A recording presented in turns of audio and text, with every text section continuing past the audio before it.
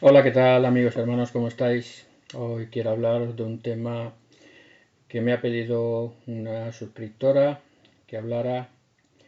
No me olvido de ti, Ángel Alvarado. Estoy pendiente todavía. Me he liado un poco y todavía no he podido hacer bien la investigación sobre dinosaurios y creación, pero lo tengo presente, ¿vale? No me olvido de ti, Ángel. Y siguiendo la sugerencia de esta suscriptora, voy a hablar de si tenemos realmente un alma, un espíritu eterno dentro de nuestro cuerpo, si existe o no existe. Muchas personas lo afirman y lo creen, pero hay algunos grupos cristianos que no tenemos ningún espíritu dentro de nosotros, que solo somos un cuerpo inspirado o guiado por un impulso divino, pero que no tenemos ningún cuerpo, ningún espíritu, perdón, en nuestro cuerpo, y que al morir desaparecemos, y que ni tenemos espíritu que sobrevive al cuerpo, ni somos conscientes de nada al morir, sino que al morir dormimos hasta el día de la resurrección, que de nuevo nos despertará el Señor. Bueno, eso es un principio que no es bíblico, y voy a intentar demostrar con la Biblia que no es un principio que está en la Biblia. Primero hay que diferenciar el término alma y espíritu. Aunque alma y espíritu se utilizan muchas veces como sinónimos, y según el contexto podemos ver que son sinónimos, en realidad, según la revelación moderna de Doctrina y Convenios, dice que el alma es la suma del cuerpo y del espíritu. Es decir, que un alma viviente es un cuerpo que tiene un espíritu dentro. Nosotros somos seres dobles, tenemos cuerpo físico, que podemos ver, palpar, y tenemos un espíritu que está dentro de este cuerpo, que es exactamente igual que el cuerpo, a su imagen y semejanza, pero espiritual, invisible a la vista, a los ojos humanos. Este espíritu es el que da vida al cuerpo y es el que nos ayuda a cumplir con la medida de nuestra creación. Y está en las escrituras. Vamos a explicarlo desde el principio. No voy a usar, o sea, no voy a leer las escrituras como normalmente leo porque sería muy largo, hay muchas que citar. Entonces me voy a ceñir a citarlas y a darle la referencia por si ustedes quieren parar y leerlas completas, ¿vale? Es importante que lean el contexto porque muchas veces muchos de los problemas es que picotean diferentes escrituras, las sacan de contexto, las ponen en compartimentos estancos y así podemos encontrar justificación para casi cualquier tema. Pero vamos a ver cómo la evidencia bíblica es increíble con respecto a que realmente tenemos un espíritu eterno en nuestro interior que da vida a nuestro cuerpo y que nos acompaña hasta el momento de la muerte, que se separa, pero que luego volverá a vivir juntos al tiempo de la resurrección. Génesis 2.7 dice que Dios formó al hombre del barro de la tierra y le sopló aliento de vida. Esta es una descripción metafórica. Compara nuestro cuerpo con barro, no somos de barro, somos de carne, y compara nuestro espíritu con un aliento, con una inspiración, con un soplo de vida. ¿Qué significa y representa nuestro espíritu? Y eso lo convierte en alma viviente o en ser viviente, dice la escritura. Vemos que son metáforas, metáforas que nos indican que tenemos un cuerpo y que tenemos un espíritu. Cuerpo como barro, espíritu como aliento de vida.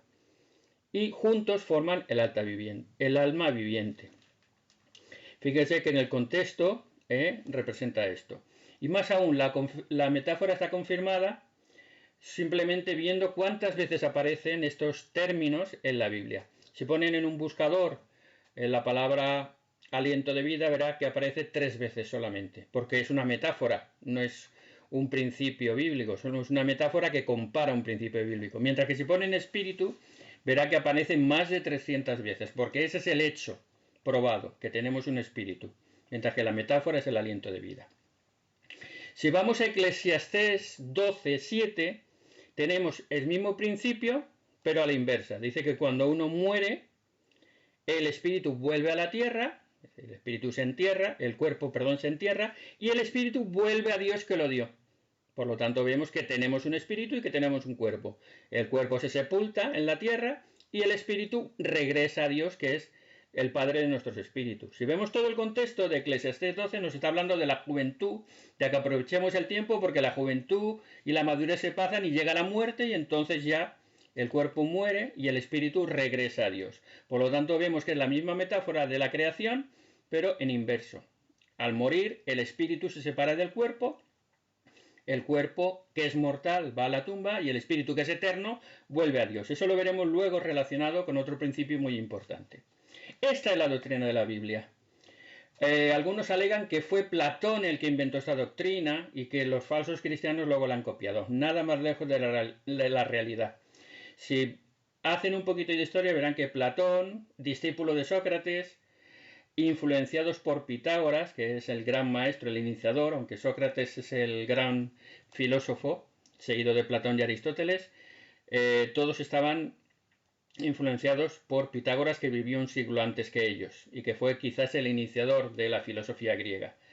Si estudian la vida de Pitágoras, no se la voy a explicar yo porque sería muy largo, verán cómo Pitágoras estuvo viviendo y yendo por la zona de Oriente Medio y vivió en Egipto. Por lo tanto, él sí que aprendió estas cosas precisamente de los escritos bíblicos o de los escritos egipcios, mesopotámicos, que creían igual en la inmortalidad del alma, que tenemos un espíritu y que ese espíritu o ese alma es inmortal. Por lo tanto, los que dicen que se lo inventó Platón, que estudien la historia, que verán que no tiene nada que ver. Y ahora además lo voy a demostrar con la Biblia. Si nos vamos a Génesis, que se escribió en el año 1200, ¿no?, en la época de Moisés, es decir, 700 años antes de Pitágoras y 800 antes que o 900 que Platón, Génesis 25:8 nos dice que Abraham exhaló su espíritu cuando murió. Y Génesis 35:29 nos dice que Isaac exhaló su espíritu cuando murió. Exhalar significa expulsar algo que llevas dentro. Si hubiera sido solo un aliento de vida, no un espíritu, lo que llevara a Abraham o Isaac en su cuerpo y que salió de ellos al morir, hubiera dicho se apagó su respiración, se apagó su aliento, se apagó su soplo. No dice nada, dice que exhaló, es decir, salió de su cuerpo su espíritu que estaba dentro de él, porque la muerte es la separación del espíritu y del cuerpo. Job 32:8, también Job se supone que tiene 3000 años de antigüedad aproximadamente como mínimo, mucho antes de Platón, de Aristóteles y de todos los filósofos, dice, ciertamente espíritu hay en el hombre. Lo dice claro, explícito. Fíjense cómo los que niegan la existencia del espíritu van a coger, y ahora luego lo explicaré al final, van a coger textos sueltos, muchos simbólicos, los van a estancar, los van a separar y van a dar a entender cosas que no son. Mientras que los textos que yo les estoy citando son claros, específicos y explícitos. Job 38:2. Ciertamente espíritu hay en el hombre. Es que es claro, indudable. Ezequiel 12:1. Dice, Jehová forma el espíritu del hombre dentro de él. Es claro, es evidente. Y luego lo confirma, todo esto es en el Antiguo Testamento, lo confirma Lucas en el relato de los Hechos de los Apóstoles, cuando Pablo está explicando acerca de la resurrección de Cristo, y dice que los saduceos, que eran una pequeña parte de los judíos, dicen que no hay resurrección ni ángel ni espíritu, mientras que los fariseos lo afirmaban. Es decir, que todo el pueblo de Israel, desde Génesis hasta la época de Cristo, creían que tenemos un espíritu dentro de nosotros y que forma parte del cuerpo y que luego habrá una resurrección, que es la unión de nuevo del cuerpo y del espíritu después de la muerte. Por lo tanto, vemos que no hay contradicción bíblica, que no hay ningún sustento bíblico ni ninguna explicación pitagórica, platónica, para determinar de que no tenemos un espíritu que vive dentro de nosotros. Ahora les voy a añadir dos conceptos complementarios que son muy importantes. Son dos conceptos que ya he explicado. Se pueden buscar en este canal y ver los vídeos anteriores. Uno es que somos hijos espirituales de Dios, todos y cada uno de los seres humanos, y que existíamos antes de venir a esta tierra, que ese espíritu es eterno y vivíamos en la presencia del Señor antes de venir al mundo. Solo citarles dos escrituras para remarcar esto. Somos hijos espirituales de Dios. En Hebreos 12:9 nos dicen, si amábamos a nuestros padres terrenales y les obedecíamos, cuánto más no debemos obedecer al Padre de nuestros espíritus y viviremos.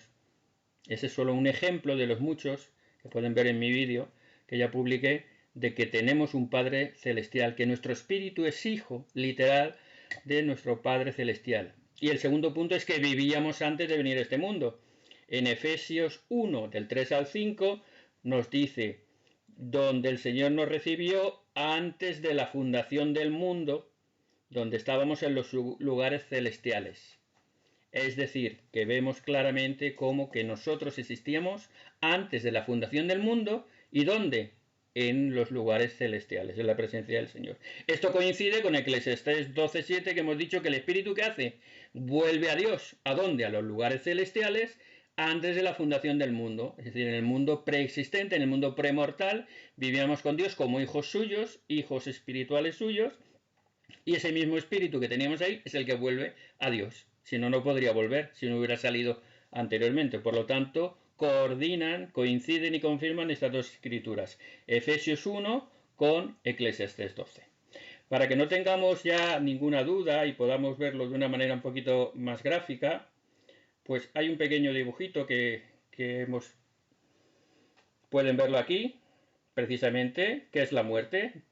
Nosotros vivíamos como espíritus en el mundo preterrenal. Al nacer se une ese espíritu eterno a un cuerpo mortal y eso es lo que es un alma viviente. Nosotros somos ahora mismo almas vivientes con un cuerpo mortal y un espíritu inmortal. Cuando llegue la muerte, de nuevo se separarán ese espíritu que es inmortal, irá al mundo de los espíritus, mientras que el cuerpo va a la tumba, a la espera de la resurrección, donde de nuevo se juntarán para ya nunca más ser separados. Esa es la forma que nosotros estamos constituidos. Somos cuerpo carnal, mortal, y espíritu eterno que mora dentro de él y da vida al cuerpo. Eso lo vamos ahora a ver precisamente explícita, concreta y muy claramente explicado por el Señor Jesucristo y por sus apóstoles. En Lucas 24, 36 al 40 nos muestra cuando Cristo se aparece a sus discípulos después de haber resucitado, y cuando lo ven se asustan pensando que veía un espíritu, y le dice, tranquilos, que no soy un espíritu, porque un espíritu no tiene carne y huesos como yo veis que tengo.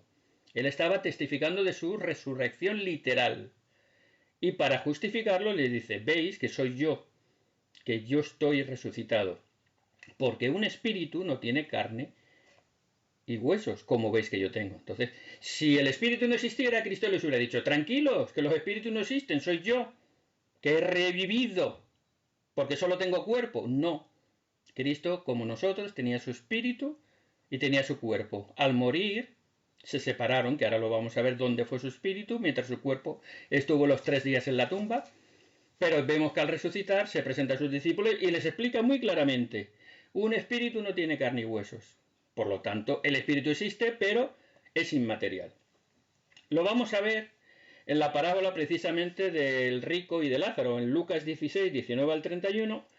Los que no creen en esto dicen que es una parábola, pero yo les digo, ¿qué es una parábola? La parábola es una enseñanza simbólica, pero basada en la verdad, no está basada en ninguna mentira. Y de hecho esta parábola no habla del espíritu, habla del juicio eterno, pero utiliza esta metáfora para ilustrar la verdad de que todos seremos juzgados. Entonces nos dice que había un rico y un pobre que vivieron uno una vida de riqueza y otro de pobreza, y al morir los dos, su espíritu que es eterno sigue viviendo. Uno va, el justo pobre va al seno de Abraham o paraíso, mientras que el inicuo rico que había vivido mal va a un castigo eterno y está en una llama de fuego.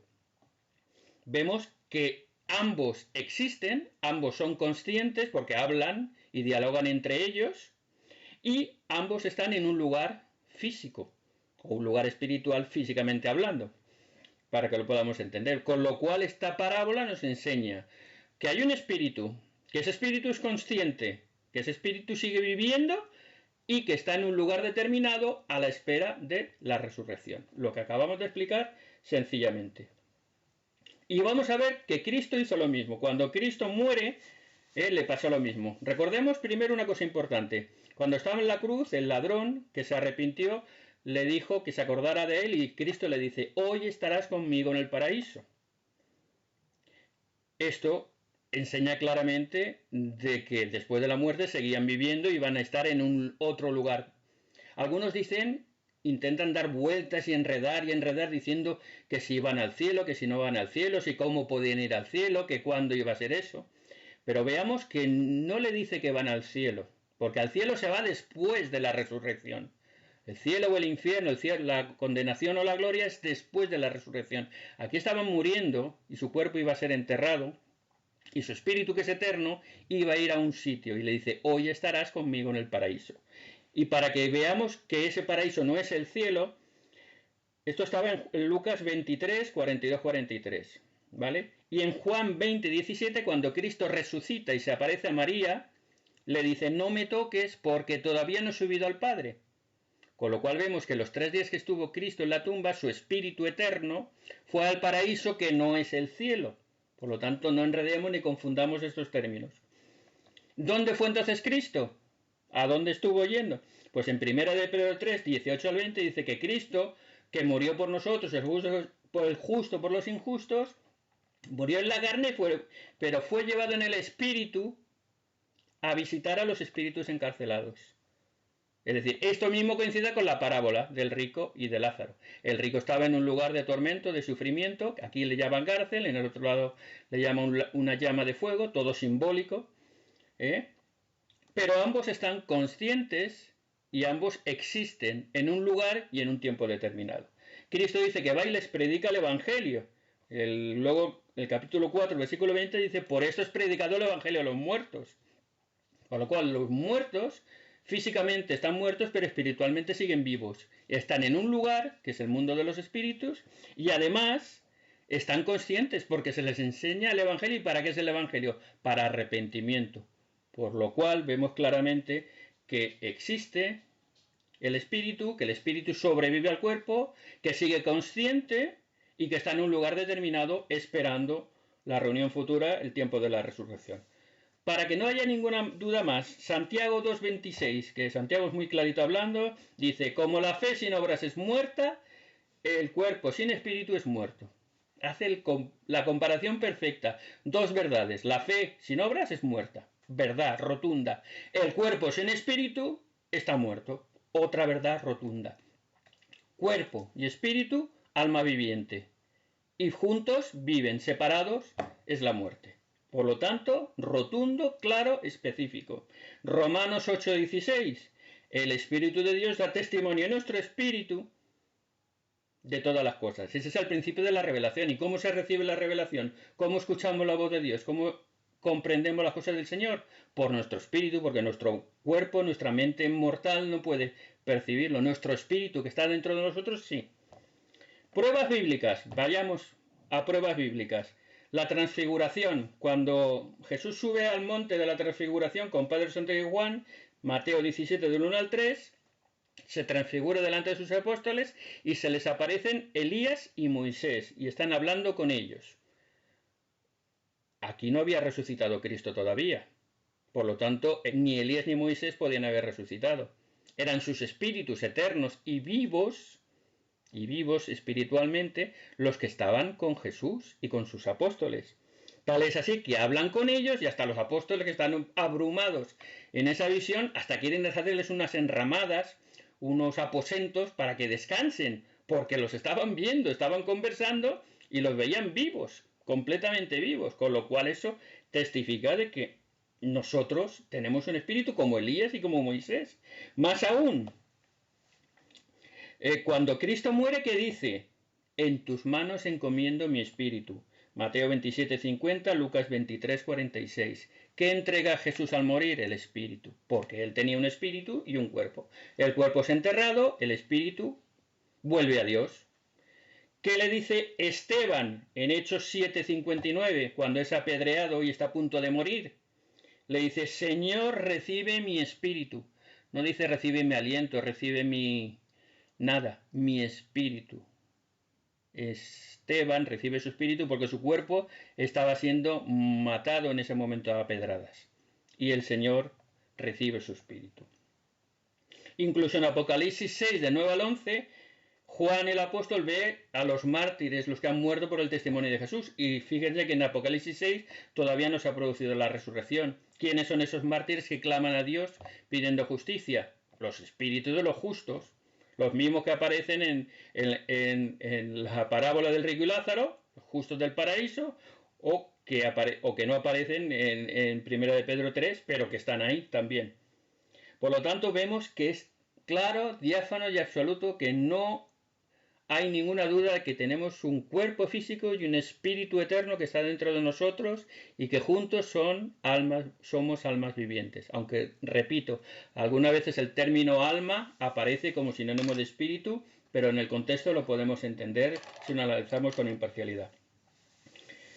Para terminar, ¿qué argumentos esgrimen los que están en contra de que tenemos un espíritu, que solo somos un aliento, somos una llamita, un impulso eléctrico, no sé cómo llamarlo?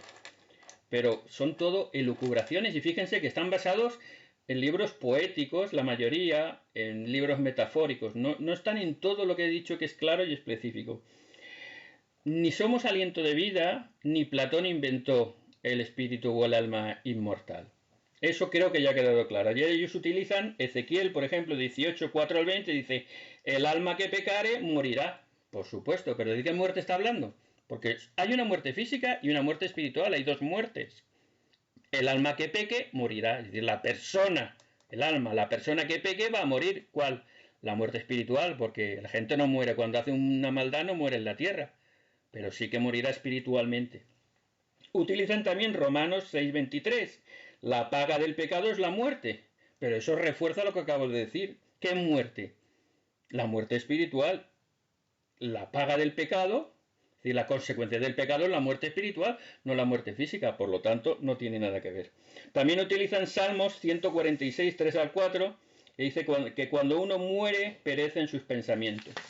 Pero es una escritura sacada de contexto. El contexto correcto, si bien correcto, es que el hombre no debe confiar en sí mismo, sino debe confiar en el Señor hasta el momento de la muerte. Es una expresión simbólica. Y sin embargo, si cogen varias Biblias para ver cómo lo expresan, la Reina Valera dice los pensamientos perecen. La Nácar Colunga dice los designios perecen. Una Biblia que tengo yo en francés dice los diseños del hombre. La versión en inglés dice los planes del hombre perecen. La Biblia de Jerusalén dice los proyectos del hombre perecen. Y la Biblia de texto actual lo dice de una forma bastante campechana, pero bastante ilustrativa. Dice, se desvanecen como humo todos sus proyectos. Entonces no es que desaparezcan nuestros pensamientos, sino que al morir acaba todo. Nuestros proyectos, nuestros designios, nuestras ilusiones desaparecen. Pero no desaparecemos nosotros, ni el pensamiento. Seguimos siendo conscientes. Y también utilizan Eclesiastés 9:5. Dice que los muertos nada saben. Otra escritura simbólica y sacada de contexto. Si miran los versículos 2 y 3, está hablando de que la vida es frágil, de que tenemos que aprovechar la vida que tenemos porque después viene la muerte y entonces viene el juicio. Entonces está hablando, en ninguna versión habla de que los muertos no tengan conciencia, solamente que los muertos ya han terminado y no saben nada. La Reina Valera dice no saben nada ni tienen más paga. La Nácar Colunga dice no saben nada, pero no hay para ellos más salario, igual que la Biblia francesa. La inglesa, King James, dice no tienen recompensa. La Biblia de Jerusalén dice no saben nada ni están en estado de merecer. No, perdón, esa es la de lenguaje actual. No tienen nada ni están en estado de merecer. La de Jerusalén dice no saben nada, no hay paga para ellos. Por lo tanto vemos que son expresiones simbólicas que no son exactamente lo que pretenden afirmar quienes defienden que no tenemos alma o espíritu dentro de nosotros, y que vemos que estos son conceptos vagos, muy poco consistentes y que no tienen ninguna validez en contra de todas las pruebas que yo les he demostrado. Creo que he demostrado con más de una docena de escrituras claras, específicas, que tanto en el Antiguo Testamento como en el Nuevo Testamento se afirma que tenemos un alma o espíritu inmortal dentro de nosotros, que junto con nuestro cuerpo forman realmente un alma viviente, que ese espíritu es hijo de Dios, que existíamos antes de venir a la tierra y que es el que da vida a nuestro cuerpo. Ahora somos almas vivientes, tenemos un cuerpo físico que es mortal y tenemos un espíritu que es eterno. Cuando muramos, nuestro cuerpo será enterrado y nuestro espíritu volverá a Dios, a ese mundo de los espíritus donde esperará en el paraíso o en la prisión, según haya vivido en esta vida, al tiempo de la resurrección, donde ya después de la resurrección y del juicio recibiremos gloria o condenación eterna según hayamos merecido en esta vida. Ese es el plan de salvación, ese es el propósito de Dios para nosotros y eso es lo que enseña la Biblia, el libro de Mormón, Doctrina y Convenios y todas las revelaciones. Ese es el plan del Señor. Yo lo quiero testificar con todo mi corazón, de que sé que estas cosas son verdaderas y las sé por el poder del Espíritu. Y sé que Dios nos ama y se preocupa por nosotros y desea nuestra felicidad eterna. Lo digo en el nombre de Jesucristo.